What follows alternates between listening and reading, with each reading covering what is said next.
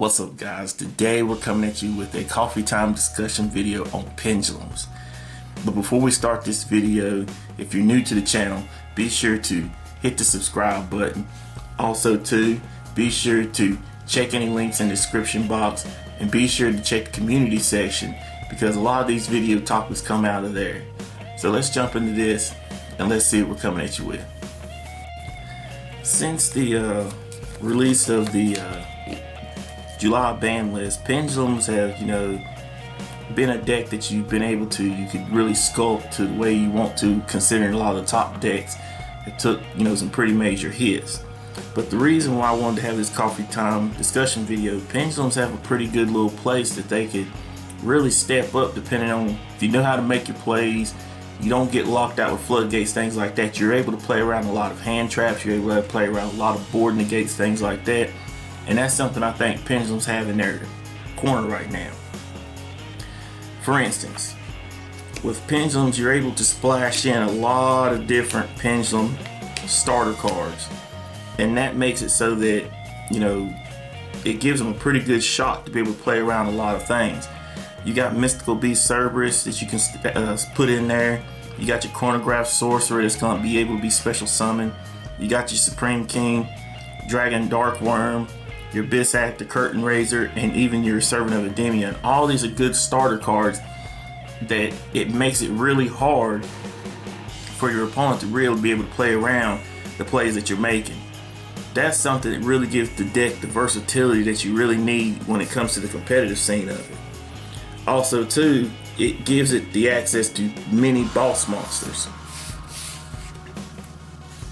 With the ability of the Endymions and the Mythical Beast, you have access to be able to have big boss monsters that you can put on board and be able to make sure that your opponent is not going to be making the plays that you want to make. You got Jackal King that's going to allow you to be able to make sure that you can hold off those hand traps, hold off those monster effects. It's going to be able to make sure that you're going to be slowing you down, things like that. You got Mythical Beast Cerberus. It could be a monster that could be up to anywhere from 5,300 attack plus, depending on what monster you banish off. And also too, it's just going to be a big beater. You have Endymion Mighty Master. He can be able to make sure that you can negate one good face-up spell if he has a spell counter on by bouncing up a card with a spell counter. Then he gains those spell counters and he can't be targeted. So that's very good things that help the deck out a lot, making it so that you can make the plays that you want to make and you can just keep doing the things that you want to do while balancing off your opponent. On top of that, the deck has a lot of searchers right now that really help the deck to plus. You can use things like Rescue Hamster. They can help you to get out little niche cards that you want to get into to help you to be able to get the plays going the way you want to. With the release of Lust of Pendulum to 3, you can put him in there along with the side of your Guardian Ariande. These two right here really help the deck a lot in the essence of you can use your Luster Pendulum to pop your Guardian Ariande, be able to search things like your Solemn Judgment. That came off the 3 to the list, so that's something that you can do really good well. Also too, Luster Pendulum can help you to go into your Guard Dragon plays because he is a dragon. So that's another thing that's very useful for the deck. So this right here helps out a lot of plays to be able to either search, recur, to be able to search, use for your Guard Dragon plays, or just be able to search out your Solemns. And the thing that makes it so good about the Solemn plays, if you put Guardian Ariande into your pen scale, your Solemns are for free. You won't be paying half your life points, so you can stop anything you want. But that's just another option that you got. To speak of that, we also have our Dark Worm engine. Dark Worm is very easily accessible.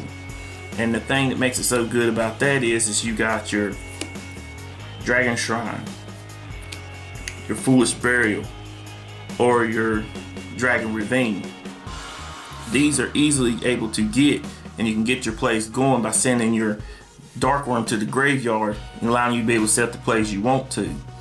this is something too that's very useful too, because now that we have Darkworm who got the easy access, we can also use our Supreme King Gate Infinity and also the Supreme King Gate Zero.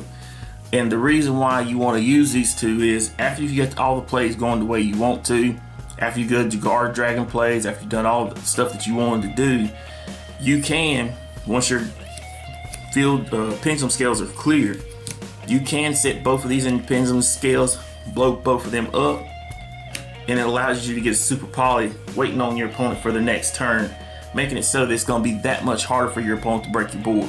If you've already set up the board for 3 or 4 negates, and then you end up putting super poly face down, if you end up letting your negates go through and then your opponent finds a way to keep going, you can flip super poly, something they cannot respond to, and just stop everything right then and there.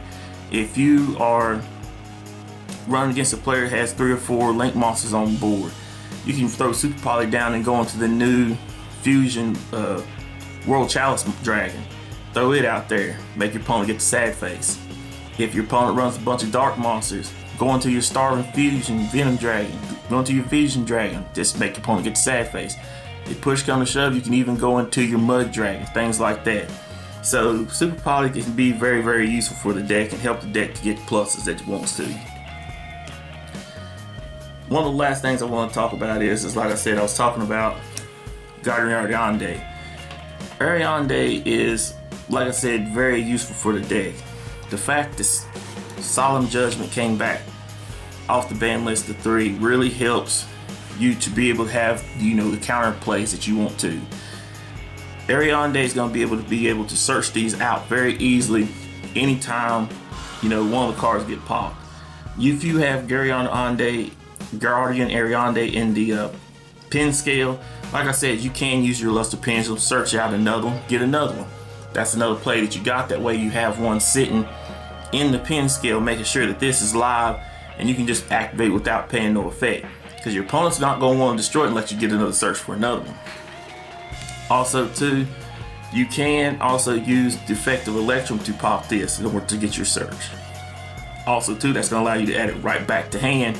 That way you ain't got to search the deck for another one. So those are little plays that you can go into that really, I think, gives pendulums, you know, depending on how you make the build, you can put all starter engine in there to be able to put in searchers, to be able to put in the right traps, right spells, and really have some good matchups against a lot of decks that can really throw a lot of decks off that they really would not expect some of the plays that you're coming at you with.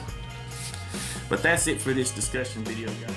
Don't forget, if you haven't already, be sure to hit the subscribe button. Don't forget to like, comment, share. Thanks guys for all your love and support. We're out.